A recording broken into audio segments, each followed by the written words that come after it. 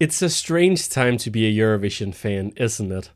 This video that I'm doing right now, that was originally supposed to be a wrap-up review video. I wanted to look back at the Eurovision 2024, some of the best moments. What did I think about the show? What did I think about the acts? Just wrapping up the season.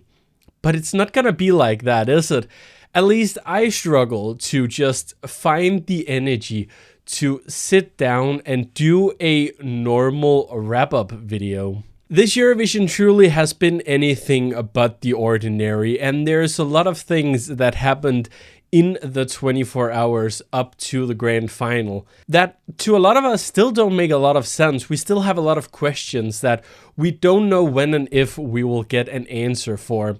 At the same time, this was, for my case at least, the first year that I went to Eurovision. So there's a lot of different emotions going on, and I tried to script out a video. I tried to figure out how do I want to wrap up this very strange Eurovision season. But I've really struggled with it. So now I've just decided to turn on the camera and we're just gonna give it a try. And you know what? I do want to start this video by actually talking about what I had hoped to be sitting here and doing. I had hoped for this video to be all about this year's production because we are back in Sweden. We were back in Sweden, and as we all know, except if you're one of those who hates everything that SVT touches, if you're not one of those, then hopefully you agree with me that Sweden is one of the countries that are the best in Europe at producing television programs, and this year really was no exception.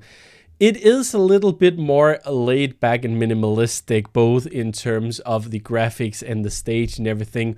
But I feel like that's the Swedish way of doing it. It's the Nordic way of doing it, and it is what we expected. I already did a video talking about the graphics, but I really came to love them. I think it's a nice usage of different colors and different shapes, and it worked very well in motion. I think all of the graphics in the whole show just worked very well together, and it felt fresh, it felt modern, but at the same time, it still very much felt like an SVT production. Something I haven't talked about on this channel is the stage, because when it was first released, I did a community post talking about that. I think it was very LED focused, but I would like to wait until we actually saw it in motion to come with my opinions on it, because when you just look at renders, it's just a plus sign and there's nothing special about it. But seeing it in action and seeing the cubes that are suspended over the stage but are able to come down to stage level and that you can do all sorts of things with, seeing it in motion, this made sense. I think this is probably not one of my favorite stages, but I think it is very nice, and I think it gives the opportunity of making a different kind of looks while still having the whole thing feel very coherent. One of the things that I especially loved about this stage was the fact that it was a 360-degree stage of sorts with audience all around it. And I think that did bring some extra to the way that you could stage acts, and I think it was interesting and different than what we've seen before. We could have just as easily been in a situation where none of the delegations really knew how to use this new sort of stage, so they would not use it to its full extent. I don't feel like that's what happened. I feel like what actually happened was that many of the delegations were able to use it to come up with some new ideas. I like the idea of switching up the perspective every once in a while, you know, doing a bit in front looking out into the bigger audience, but then switching over and doing some of the performance just looking towards one side. That's something that was really different and something that was really interesting, and it'll be very interesting to see what Switzerland does next year, if they're going to keep some of that into it, if they're going to do something similar, or if they're going to go back to a more traditional Eurovision stage. Only time will tell. Speaking of the songs of this year's competition, a lot of people said that this was a strong year, and I get that to some extent, because it very much felt like a true Eurovision year. There were a lot of cliches, and I think for the people who are very skeptical of the whole idea of having the semifinals being televote only, I feel like some of the things that we saw this year, and to some extent we maybe saw it a little bit last year as well, but definitely this year, the songs that are moving forward and actually going into Eurovision itself, there's a lot of it that's very much much more televoting focused than it's jury focused. Some people will love that because they will love the Eurovision feel of it. I grew up with Eurovision in the 2000s, so I can appreciate it. It may not be the type of music that I really listen to anymore. I've kind of grown out of the Eurovision style, and I listen to a lot of different music these days, so maybe it's not something that I put on my Spotify playlist as much. I didn't have as many favorites going in this year. I don't have as many of the songs that are going into my like everyday rotation. But for the entertainment point of view, this was definitely a strong year because there has been a bigger focus on the performance, because that's the thing, right? When you need to stand out to get those televotes, it's different than being in the old system where you maybe didn't have the biggest stage show, but if you had a good vocal and a well-produced song, you could rely on the juries. You can't do that anymore. So obviously that means that the playing field is just different. And you could maybe tell that a little bit last year, but you could definitely tell that this year. And musically, I don't necessarily think it makes for a better show, but performance-wise, entertainment-wise, it definitely makes for a better show. And finally, of course, we have the winner itself, Nemo from Switzerland with the Code. Not one of my favorites going into the show. I mean, if you've seen my video, my 30-day Eurovision challenge, I said that I couldn't see Switzerland as a winner. So I'll eat my words. I will admit, while I don't think the song really caught on to me in the studio version that much, seeing it live, I was definitely way more impressed. The way that Nemo can be on that stage, run around, and they still sound great. You know, they are running all around that stage, doing all these different things, switching from rap to opera to whatever they're doing, and they still sound great.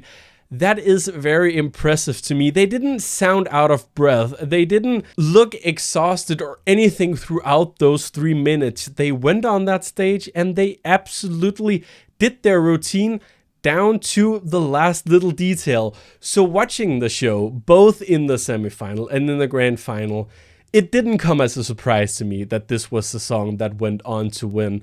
Was it a surprise that it was so much because of the jury giving them a huge score? That was a little bit surprising, but at the same time, I feel like this is something that we should get more used to. Again, with televoting only semifinals, it means that we don't get as much jury bait into the final. So the jury votes will, understandably enough, be divided between less acts. And then, of course, we had the whole thing with that country going on this year, which meant that I do think some juries thought a little bit more about how to vote. Yes, that shouldn't be what the jury should be doing. They should be totally apolitical. We can all agree on that. But, and that is one of the cases for talking about why the juries in the different countries are just too small, because 5 people is not a lot when you think about personal preferences, when you think about all these sorts of things, right? And I feel like had this been any other year, this would be the big talking point, right? That we had a winner, that for the first time ever, we have a non-binary winner of the Eurovision Song Contest. I feel like we would also be talking about how Switzerland, a country that hasn't won since the 80s, and that generally hasn't really done well in Eurovision ever, despite being one of the first countries, or being the country that won the first ever Eurovision Song Contest. They've never really lived up to that, I feel like. In the past couple of years, I don't remember a case where we really thought about Switzerland as a potential winner.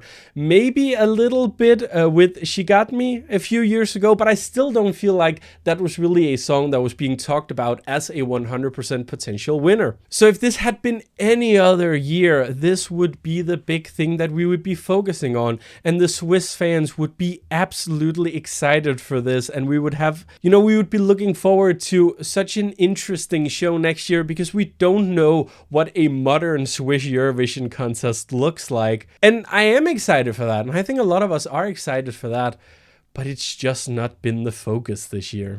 So we need to talk about what has been happened and what is going to happen, because this has been a difficult year to be a Eurovision fan, I feel like. It's not the first year that that's been the case. I mean, I think back to 2019, which I think was one of the first years where I just took a little break from Eurovision Twitter because everything that was going on there with the hosting of the contest being in Israel, that was something that understandably a lot of people had a lot of feelings towards, and I just needed to get away from it for a little bit. This year has been no exception. The politics in Eurovision is something that's always existed, and it's always been a huge part of it, despite the fact that EBU wants us to believe that this is a non-political event. There are so many situations from the past many years that say otherwise. But looking at the situation now, there's definitely no doubt that the argument that Israel being included in Eurovision this year would not put the contest into disrepute, I feel like that's been disproven at this point without a doubt. Sure, maybe the disqualification of Israel would have also been a talking point. Maybe that would have also created demonstrations and tensions around the contest. But there's no denying that the inclusion of Israel this year has been the main talking point, and it's taken away from what Eurovision is. I understand that there's a lot of things going on behind the scenes, and probably a lot that we don't understand that has been the reasoning behind why Israel was allowed to compete this year. But the EBU claiming that looking back at this, they don't think they've made the wrong decision. That feels like closing your eyes to what has been happening. Like I said, I was in Malmö this year. It was only for a day, but even just walking around Eurovision Village or walking around Malmö in general, going out to the arena, I felt it. I very much felt that extra security threat, and I gotta admit, a few days before going on the trip, I was close to canceling it because the talk about security and potential threats was so big that I was worried that I was gonna get into a situation that could potentially be very dangerous. In the video I did where I talked about visiting Malmö for a day, I say that I wasn't able to get semifinal tickets, but that's not the real story. The real story of it was that I didn't feel comfortable going to the second semifinal knowing that that was the show where Israel was competing. I didn't feel comfortable being around the arena because I knew that things were going to be happening. They were going to possibly be demonstrations, and you didn't know how they were going to turn out. And I know I wasn't the only one who felt this.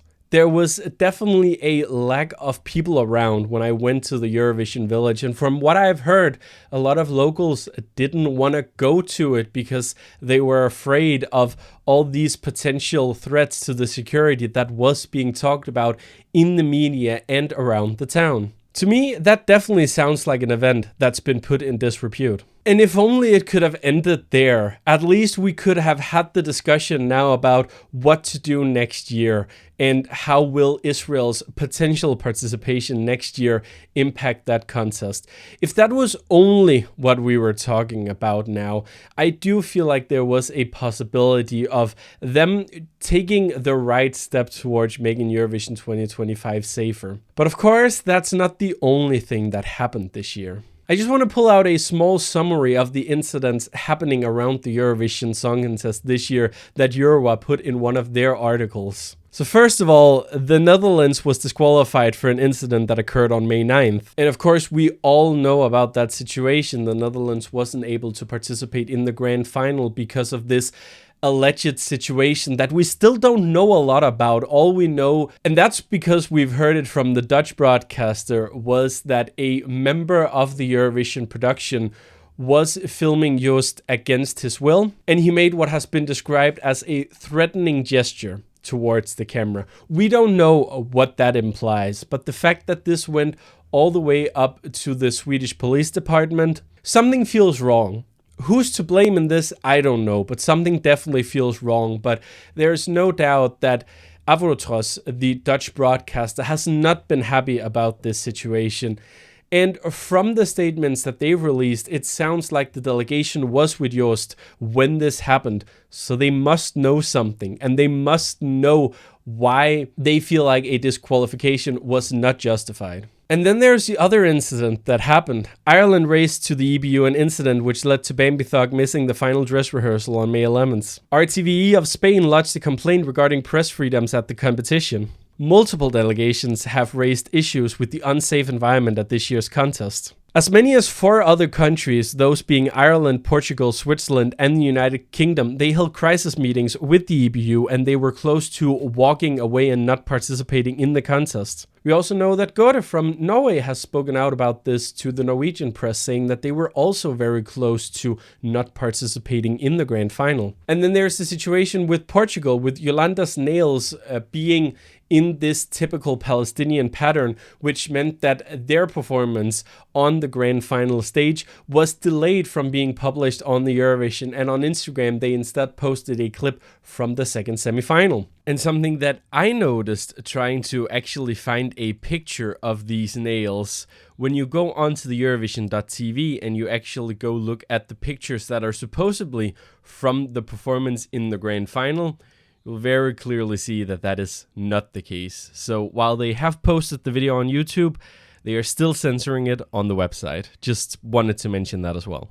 All of these things have created a Eurovision year that will go down in history as the year that broke Eurovision in a sense. And to me and to many other fans, there is a feeling around the contest right now where none of us really know where to stand on this. We don't know what's going to happen to the contest in the future. A lot of these situations, while we don't know exactly what has happened, from what we've heard with artists, it feels like that these are situations that the EBU have not handled properly. It feels like there aren't really any rules set in place for what happens when a singer or any member of the delegation feels unsafe, either because of something going on with the production or because of something coming from another delegation. I do fear that in the coming weeks, more of these stories are gonna come out. We still have the whole situation with the Netherlands, which we don't know how that's going to end. We also had something like the Dutch entry back in 2022 speaking out about her experience